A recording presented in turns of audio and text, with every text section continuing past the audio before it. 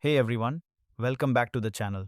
If you're an Arch Linux fan but you've always wanted something a little more beginner friendly without sacrificing that clean, minimal experience, EndeavourOS just dropped their latest release, and it's called Titan. And honestly, this one's worth talking about. For those who are new here, EndeavourOS is an Arch based distro that keeps things close to vanilla Arch, no heavy customizations, no bloat, just a polished, rolling release system that gets out of your way and lets you decide how your desktop looks and works. Their motto? An almost clean Linux experience, ready to customize to your needs. And with Titan, they are doubling down on that promise. Let's start with the foundation. Titan ships with Linux kernel 6.19, the latest and greatest paired with KDE Plasma 6.6.2 on both the live environment and for offline installs.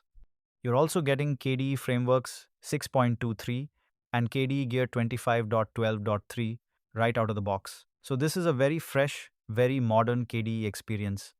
Now here's what makes Titan genuinely exciting, and it's all about graphics card support. Starting with this release, EndeavourOS now automatically detects and installs drivers for all GPUs, including Vulkan drivers and hardware-accelerated video decoding where supported. There's also a brand new tool called eos-hwtool that lets you install or remove GPU drivers at any time after installation. And it's not just physical GPUs, virtual machines are also covered. So if you're running EndeavourOS in VMware, VirtualBox, or QEMU, the installer should now handle your virtual GPU setup automatically. They've also enabled early GPU driver loading by default, which means smoother boot experiences and fewer headaches on systems with dedicated graphics. You might notice the ISO has grown a bit from around 3 GB to 3.4 GB. The devs were upfront about this. The extra size is entirely due to bundling those additional GPU drivers and packages to make installation smoother. This is not them adding bloat to the OS itself. The install system stays lean, it's just the installer that got beefier. Fair trade-off, if you ask me. On the graphics stack side, Intel and AMD users get Mesa 26.0.1, while NVIDIA users are covered with driver version 590.48.1. The Calamares graphical installer has also been updated for a better installation experience. Mirror ranking support has been improved too, so you should get faster package downloads right after install.